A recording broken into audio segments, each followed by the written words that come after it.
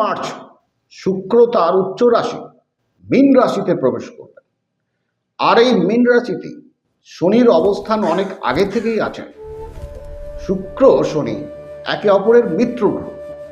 শুক্র সৌন্দর্য, প্রেম, ঐশ্বর্য, লাক্সারির কারক গ্রহ।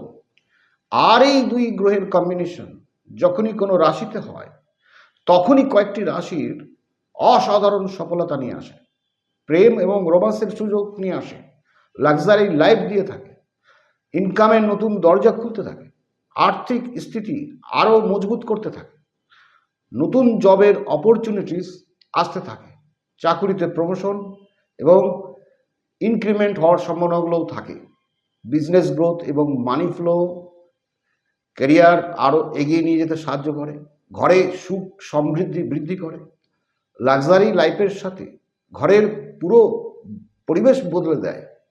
শুক্র শনির কম্বিনেশন 5 রাশির পুরো ভাগ্য বদলে যাবে।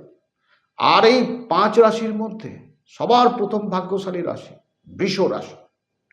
বৃষ রাশির আর্থিক স্থিতি আরও ভালো হবে, বিজনেস গ্রোথ এবং মানি ফ্লো হবে, ক্যারিয়ারকে আরও এগিয়ে নিয়ে যেতে সুযোগ করে দেবে, নতুন কোনো জবের অফার আসতে পারে।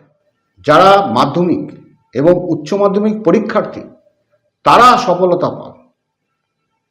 এরপরে দ্বিতীয় ভাগ্যবান রাশি তুলা রাশি।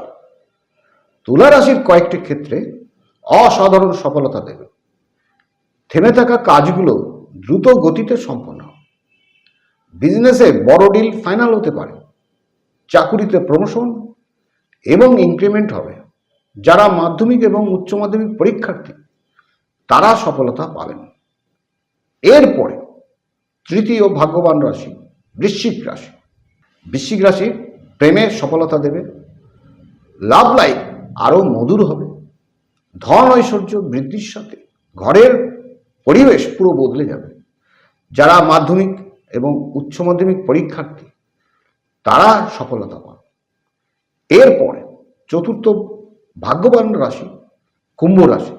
কুম্ভ রাশির বর্তমান শনির সাড়ে প্রভাব থাকা সত্ত্বেও কয়েকটি ক্ষেত্রে অসাধারণ সফলতা দেবে, বিজনেস গ্রোথ এবং ক্যারিয়ার গ্রোথ হবে, আর্থিক স্থিতি আরও ভালো হবে। যারা মাধ্যমিক এবং উচ্চ মাধ্যমিক পরীক্ষার্থী তারা সফলতা পাবে।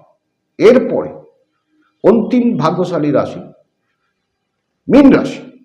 মীন রাশির শনির সাড়ে প্রভাব থাকা সত্ত্বেও কয়েকটি ক্ষেত্রে অসাধারণ সফলতা নিয়ে আসবে, প্রেমে সফলতা দেবে, লাভ লাইফ আরও মধুর হবে, পার্সোনাল এবং প্রফেশনাল লাইফ আরও ভালো হবে, ক্যারিয়ারকে আরও এগিয়ে নিয়ে যেতে সাহায্য করবে, চাকরিতে প্রমোশন এবং ইনক্রিমেন্ট হবে।